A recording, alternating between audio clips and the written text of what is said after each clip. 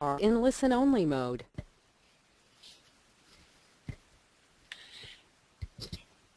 Good afternoon, everybody. This is Mary Gregory, Director of DSABC. Thank you so much, and welcome to our first DSABC webinar. And this webinar is entitled Mentoring Using Positive Discipline, presented by Carol Dores. DSABC is conducting this webinar and hopes to have many more. And we're implementing this in response to feedback from you, our mentors, from a recent survey that we had sent out earlier this school year related to mentor trainings and workshops. We understand that with increasingly demands in individual schedules, it is difficult to attend live workshops. However, we will still continue to have those, but find that this is a great opportunity to increase our training opportunities for our mentors. So we want to thank you all for participating today. And as this is our first webinar, please keep in mind that this is a learning process for us. So we ask 1 for your patience and 2 for your feedback, so we can improve this experience for you moving forward. And as a side note, our webinars will be archived to our website for future viewing. So if the information presented today is information that you would like to go back to refer to at a future time, you may do so. Also, if you think that this is information that would be beneficial to your fellow mentors or colleagues or friends, please let them know that they will be able to access the website, this webinar moving forward. And we will send out a communication when the webinar is ready for viewing. Before I introduce Carol and have her begin, let me just go over a couple of rules for participation here today. You should be able to view the presentation and see a GoToWebinar control panel to the right of your screen. And anytime throughout the webinar, feel free to raise your hand if you would like to ask a question, or you can type a question into the question box. Carol will be addressing these throughout her presentation. Also, at certain times throughout this webinar, Carol will be asking for your thoughts and feedback, as we would like to keep this interactive. You can either type them into the question box or chat box. All attendees will be muted to avoid the distraction of background noise, but we may be unmuting you to allow for open discussions, and we will let you know when that occurs.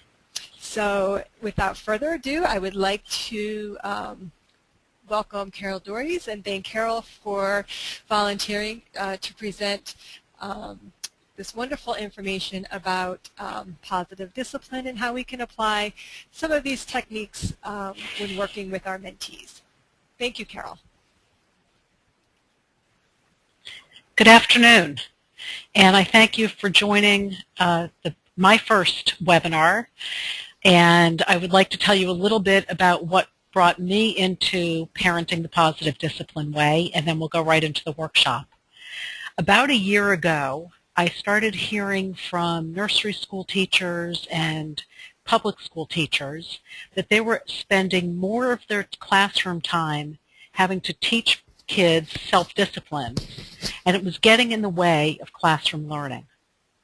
I also started to observe, as my older son graduated from college, that a lot of his friends were moving back into their parents' home and didn't have jobs. And they felt it was their right to do that, and they should be doing that, and they felt entitled.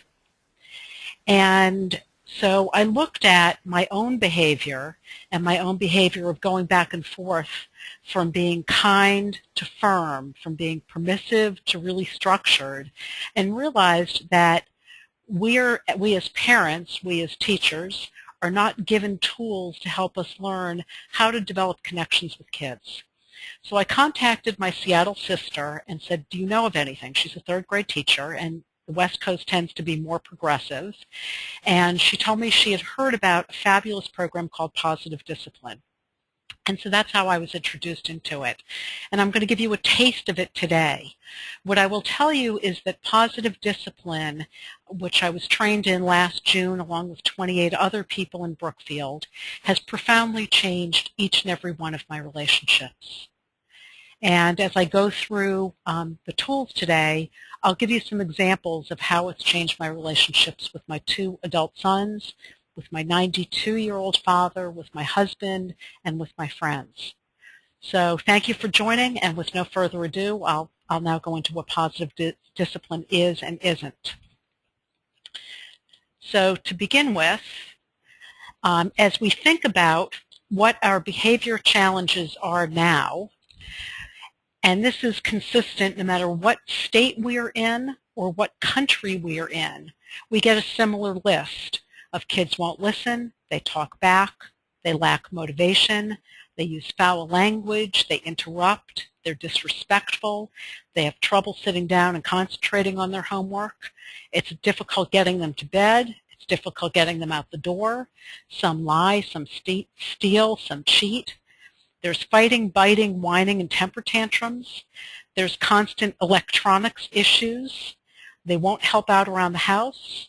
They're defiant and strong-willed, and they're materialistic and entitled. My guess is that as each of you think about the challenges that you face with your own kids and you face with the kids that you're mentoring, or you hear the kids that you're mentoring talk about the difficulties they have with their parents, the behavior challenges are pretty consistent. As we think about the dream child, or the characteristics and life skills you hope for, the child that when they come back to visit you, since you mentored them, you would hope that they develop these skills. Belief in personal capability, they believe in themselves, they have a healthy self-esteem. They have self-discipline. They're responsible and accountable for their behaviors.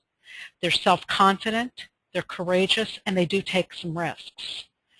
They have a desire to cooperate and contribute. They can communicate and problem solve. They're self-motivated. They have a good work ethic and are employed. They have a sense of humor and are happy. You can hear and see them smiling. They have a respect for themselves, and they have a respect for others. They have compassion and social consciousness. They give to others and help others. They're flexible, they're resilient, so life doesn't have to go their way, and yet they are okay, and they're curious. So what positive discipline does is gives us a set of tools and strategies that help our children, and I put our children in quotes because it's every child whose lives we touch, to get to these characteristics and life skills. And as I think about, by the way, I was a mentor in Danbury High School for 1 year, and I struggled as a mentor, both in defining my role as a mentor versus a parent, as well as how I could help the young woman I was working with to get to the characteristics and life skills. And she was having substantial struggles, as I'm sure many of the kids that you work with are. And so I really do hope that some of the tools and strategies I'm about to talk to you will help you work with your kids. So first, let's start with the 5 criteria for positive discipline. It needs to be respectful, meaning that it's kind and firm at the same time. Kind meaning respectful to you and respectful to your mentee.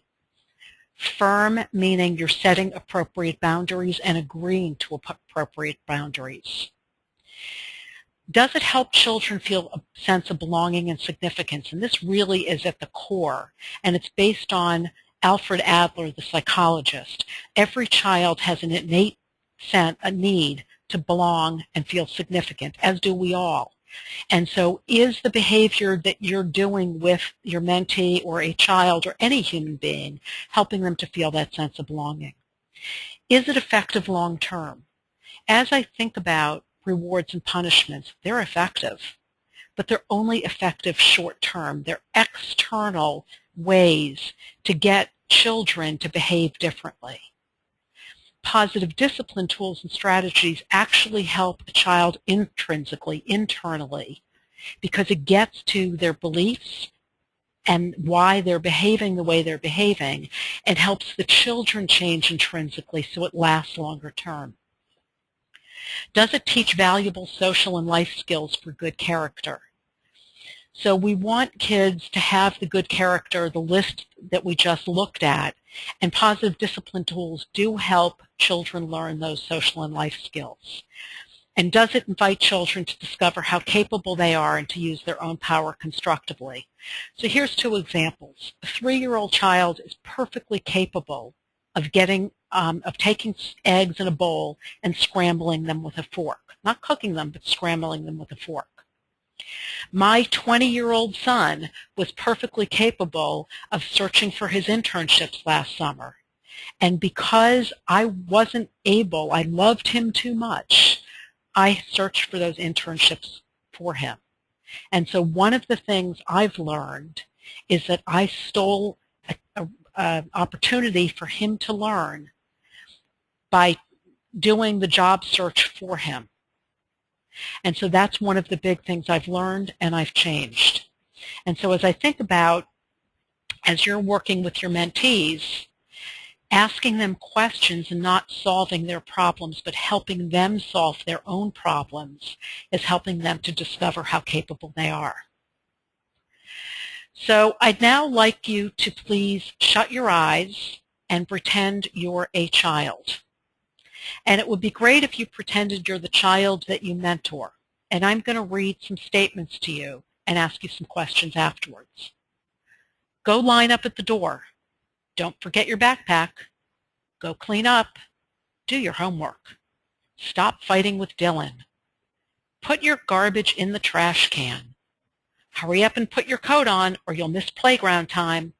Stop whining. Now, if you could please open your eyes and type in the answer to these questions. As I was reading these statements to you, what were you feeling? What were you thinking? And what were you deciding?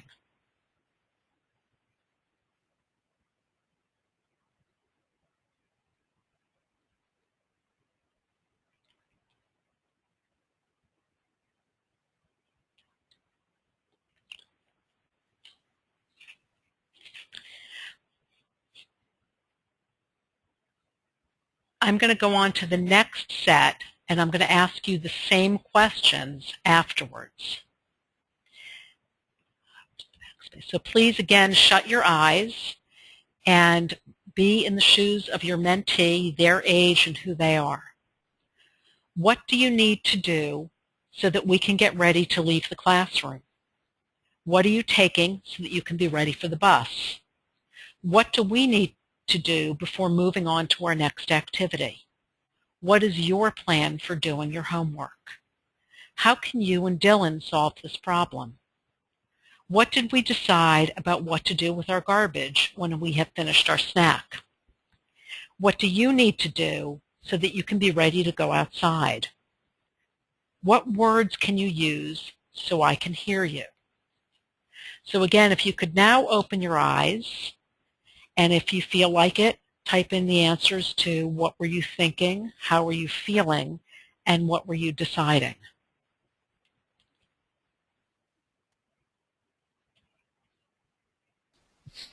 And just as a reminder, if you want to answer the questions, you can click on that chat icon on the bottom of the side of your view, and you can type in your answers there.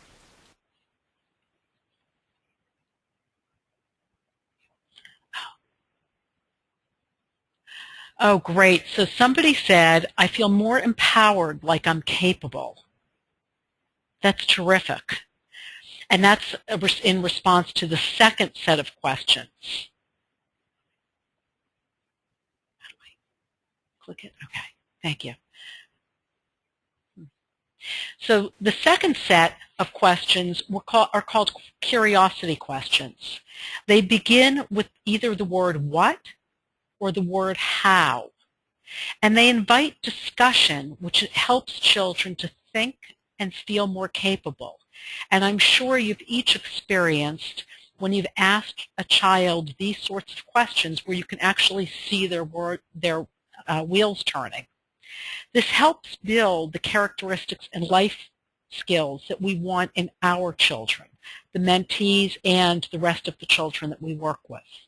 Some more examples of curiosity questions. What were you trying to accomplish? How do you feel about what happened? What did you learn from it? What ideas do you have to solve this problem? When asking what and how questions, it's really important to watch tone of voice. So, what did you learn from it can be asked that way, or what did you learn from it? And so clearly, body language, tone of voice, etc. are really important things as we're using curiosity questions. So we're now going to go on, unless there's any questions or comments, which you can type into either questions or chat. We're going to now go on to another terrific tool. I think I was able to do it myself. Okay, I've got my hand up. So I'd like each of you at home to take your hand and put it up like I have. And this is called Brain in the Palm of Your Hand, and it was developed by a neurophysician, Dr. Daniel Siegel. This part of your hand represents the brainstem in the back of your head. The brainstem is responsible for freeze, flight, or fright response.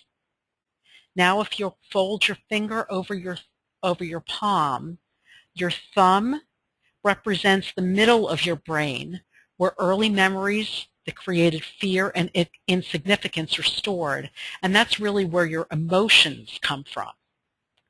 Now if you fold your fingers over your thumb, you have a fist. The top part of your hand, let me get it back on screen, represents the cortex. That's up here, and that's where rational thinking takes place. Your fingertips are your connectors between your rational thinking and your emotional control. Connect with one another. So guess what happens when we or a child get upset? We flip our lids. And what that means is you've literally disconnected, your brain has disconnected your rational thinking from your emotions. And so you're all emotional, and you either move into the fight, flight, or fright response. And when we are in fight, flight, or fight response, there's something called mirror neurons, and everyone around us goes to the same exact place.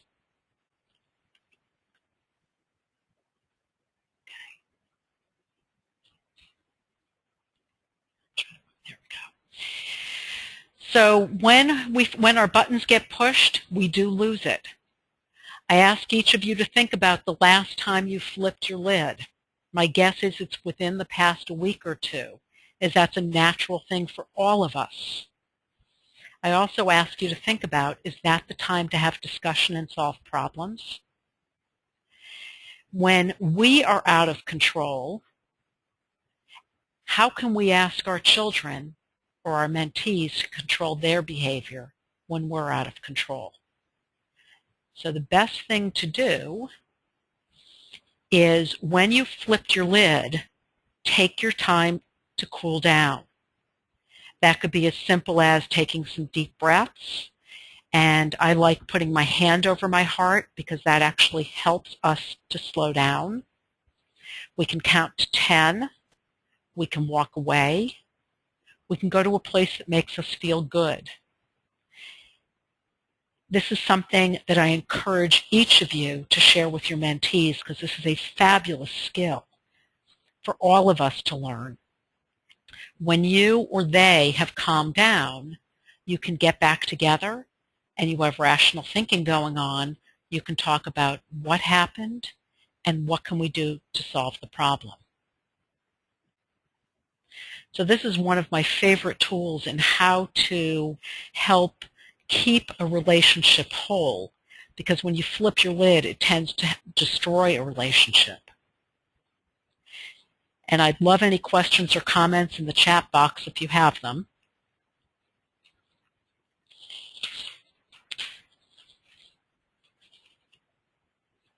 And a couple of things to keep in mind.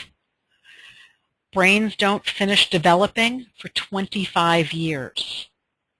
So as I think about our older son, who will be 25 this summer, I know that the past 4 or 5 years, you think once they go off to college, it gets easy. It doesn't necessarily, as many of you probably know, and part of that is because the brain hasn't finished developing. Those of you who mentor teenagers or have teenagers, hormones and puberty cause a constant state of disconnect. So it's almost like if you take your hand and you flutter the fingers, that's what it feels like to a teenager. That doesn't mean that a teenager going through puberty can't learn to self-control. They absolutely can, and these skills are even more important. One of my co-facilitators has taught a 3-and-a-half-year-old how to self-regulate. This was in a large daycare setting. They gave this boy who had behavior issues and couldn't keep his hands to himself a carpet square and explained to him, when you get upset, that's your carpet square. You don't have to ask permission. Go to it, and that's where you calm down. So day 1, he belted another kid. It's a 3-and-a-half-year-old. Day 2, he started stamping his feet and showed that he was in flip-out mode and belted the kid. By day 5, he was able to get himself over to his carpet square without touching another child, even when another child hit him first.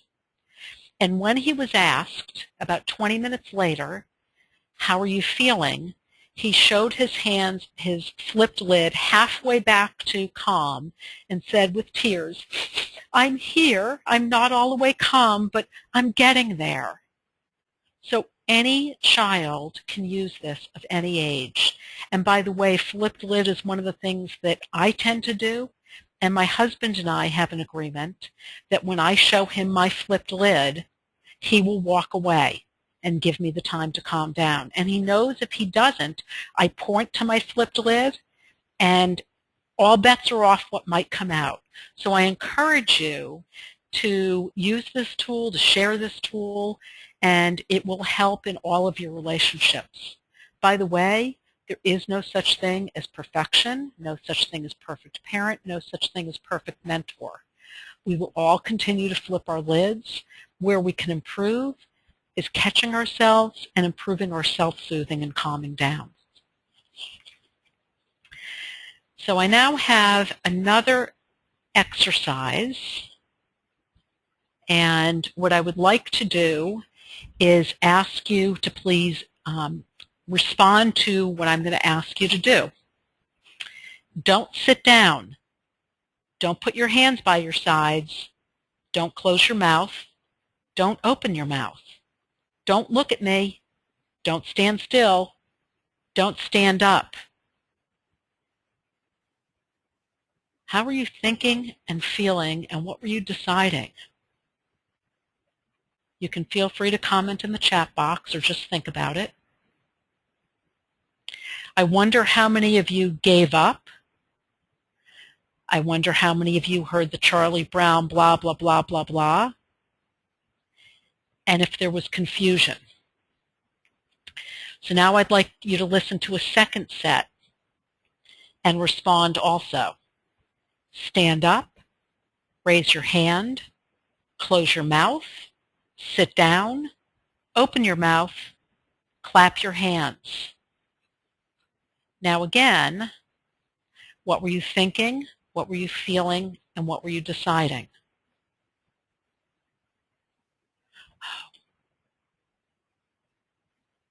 Thank you. So I see being reactive and fearful, and do I have the right one? Okay, is one of the comments, and I think that was probably about the don't do this, don't do that. So when we speak to children or each other, If we're speaking in the negative, thank you, Keith. When we're speaking in the negative, it's confusing as can be. When we are speaking directly and positively, it's easier to understand and respond to. One of the middle school principals that I've worked with loves to give the example of when he was coaching football. He watched another coach, "Don't drop the ball, don't drop the ball." Guess what happened? They all dropped the ball.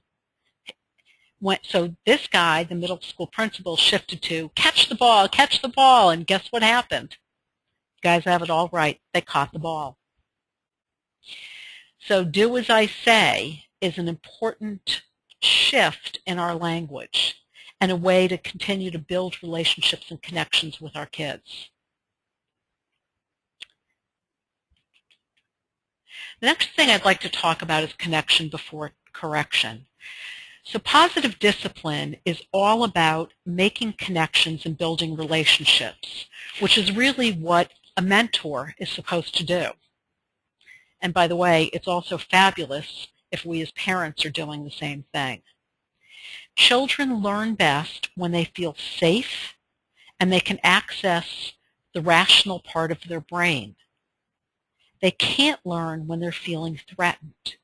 So creating a safe environment, a connection with our kids is really important. A misbehaving child is a discouraged child. So as I think about the girl that I mentored, she had all kinds of misbehaving stuff going on. She really struggled, as I'm sure many of your kids are as well.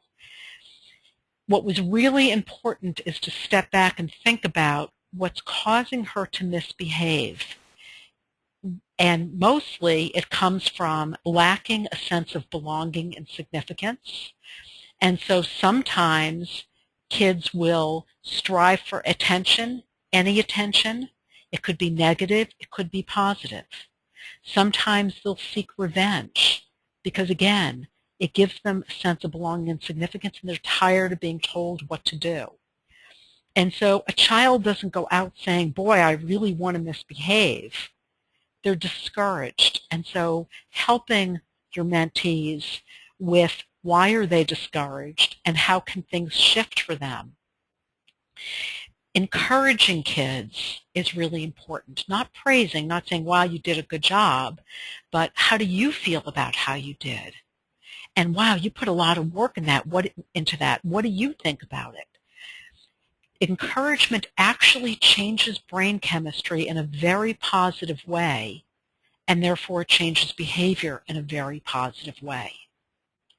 When we're speaking with our kids, our mentees, it's really important to get on their level and be speaking eye to eye. It's disrespectful to be cowering over them or standing above them. That doesn't feel safe to them. We have to watch our tone and our body language, making sure that we're connecting and we're both kind and firm, that we're respectful, and that we're listening. Adults do a ton of talking, asking what and how questions, and literally shutting up and listening. Boy, that's real connection. There should be no blame, no shame, or no pain.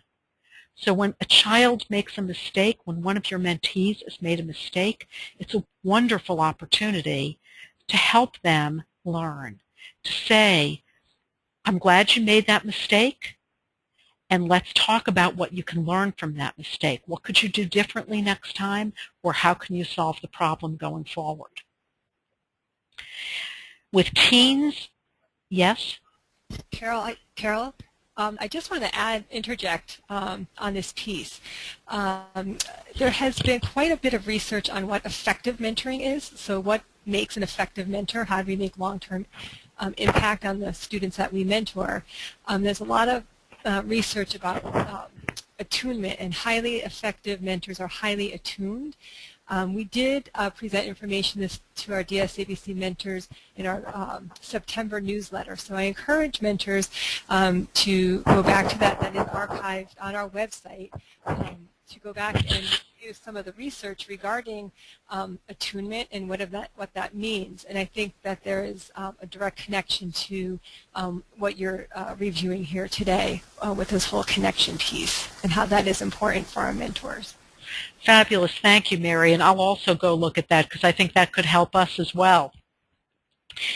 Some things to think about with teens.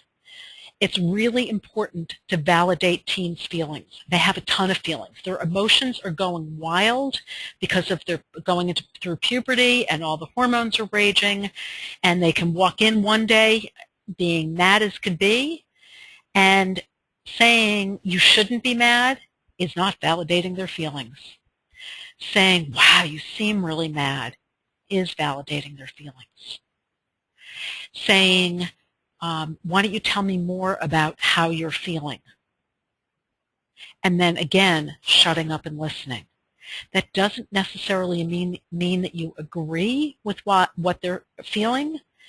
You don't need to agree. Whatever they're perceiving as their reality, and validating it will help build that connection between you and them. What then happens is, as you build this relationship and you build these connections, there's a trust. So when the child is having issues, they're more likely to come and speak with you. As I think about younger kids, a touch on the shoulder or a self-hug, which I understand in schools is the way you hug each other, is that you actually hug yourself and they hug themselves. And you can say, I need a hug, and then do the hug to yourself. That's huge. And it will help as children are having meltdowns or flipped lids. So the better connections we can all build with each other, the better relationships that we can have, and the more open children will be as they encounter issues. I think about a story, and I was really lucky. Last week I got to be with Jane Nelson, who wrote the Positive Discipline book and developed this whole program. And she shared a story of when her daughter Mary was in 9th grade.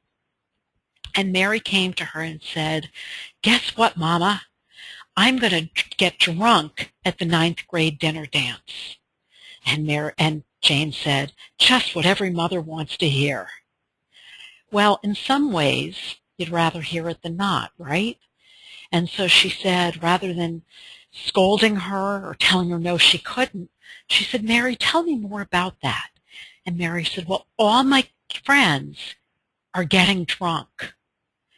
And Jane said, and how do you think they feel about you?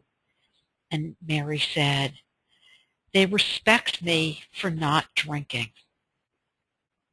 And Jane said, and how do you think they'll feel about you if you get drunk? And Mary stopped and paused, and Jane could see the wheels turning, which she knew she was asking the right questions. And Mary said, they'll be disappointed in me. And then Jane said, and how will you feel about yourself? And again, the wheels turned, and Mary said, I'll feel like a loser. And then on her own, Mary said, I guess I won't get drunk. And Jane shared that many times she's asked, what if Mary answered the questions differently? And Jane's response is, I don't know, that's an honest story, and that's what you get. Because Jane and Mary had such a fabulous connection, Mary was comfortable and safe so she could talk to Jane.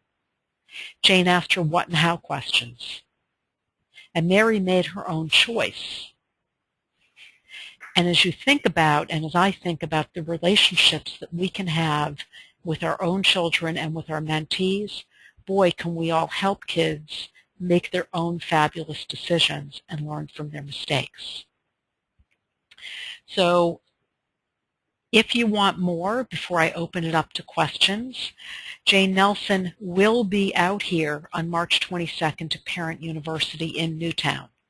Spots are truly filling up fast, faster than they ever have. And so if you're interested, you should register over the next day or two at newtownparentconnection.org.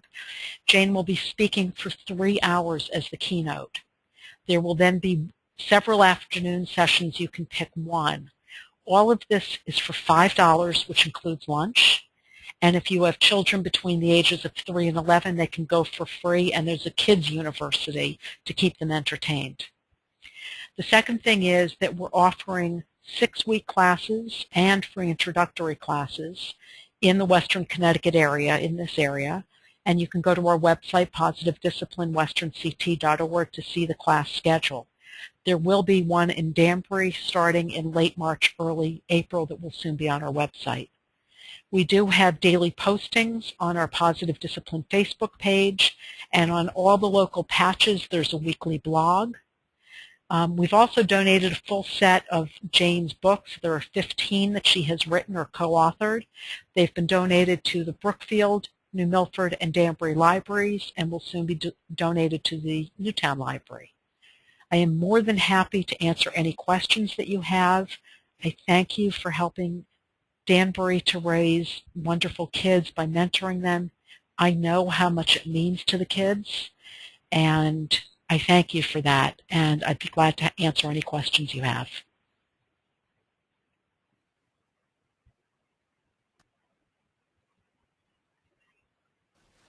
At this point, I will unmute all of you, so if you'd like to ask your questions versus typing them, we will be able to do that. Okay, so there's how do you connect with a child who seems reluctant to connect? That's the first question that I see typed here. You have patience, and you keep working on eye contact, asking them what and how questions, showing an interest in them, which I'm sure you have, looking them in the eye, and just keep trying. My guess is, like a lot of kids, they've had trouble or haven't been able to connect with an adult in the past, and so it's a really new experience for them. And so you just have to have patience with that child. And I hope that answers that question, Keith. The next question is, my mentee will play a board game but not really talk. He would rather sit at the computer. And that's from Ed. You know, I remember when our sons were younger, the side-by-side when you're taking a walk, or when you're in the car, which you obviously can't do with a mentee, or while you're playing a board game. You can ask what and how questions then. And even just being with them and being kind and respectful is huge to these kids.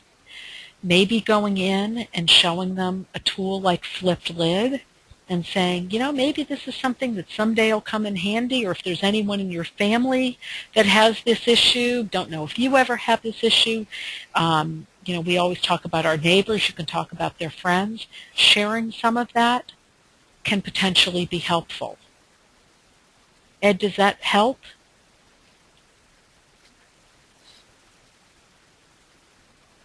Good. You're welcome. Any other questions?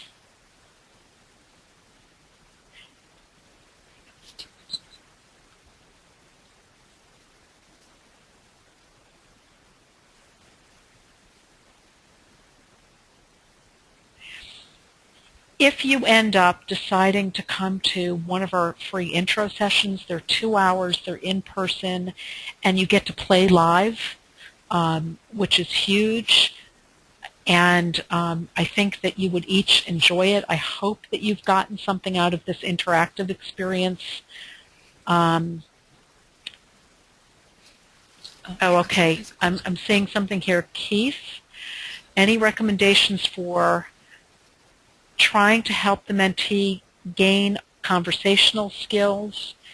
He keeps on interrupting me. We've discussed the art of discussion, one mouth, two ears. That's a good way to do it. One way that I've learned is if you put your finger over your lips when it's not your turn to talk, or if you have a pen or something that you can hand back and forth when it's one of your turns to talk. That may be a physical way of reinforcing because he may have challenges kind of stopping himself. And if he is doing a lot of talking, then maybe he needs to be listened to more than talked with, and maybe that's okay, and I don't know the situation. Is that helpful, Keith?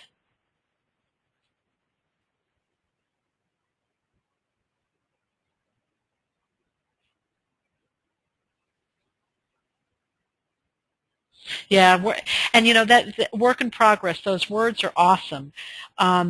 So we have parents go through, and I've had teachers go through our 6-week parenting classes, and about week 3 or week 4, they get this panicked look of, I'm not going to be able to do all of this when the 6 weeks are over, and what's going to happen?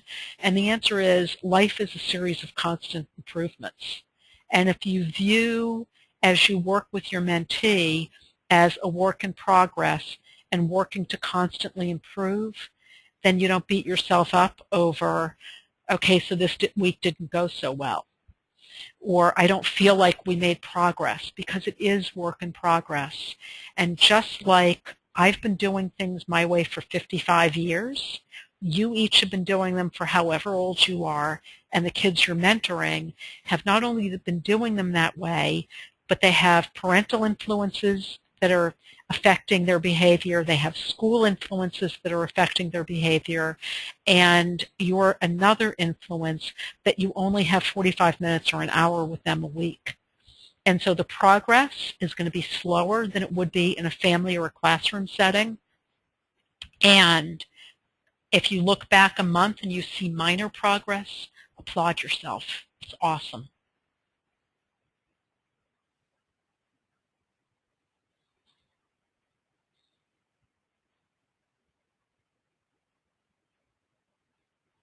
Anyone else?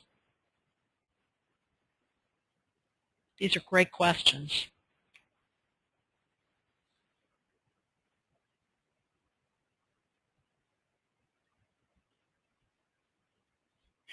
So thank you all for your time. I hope you all enjoy this gorgeous spring weather and then the pouring rain over the next few days. Thank you. And thank you, Carol, for sharing this information. I know I learned something, and I know that this will be useful for our mentors moving forward. Thank you all for attending. Be on the lookout for a survey, because we're interested in your feedback on how this webinar experience worked out on your end, as well as keep your eye out for an email when we do have it ready to be archived. Thank you all, and enjoy the rest of your afternoon. Oh, it looks like we have a question. Hold on.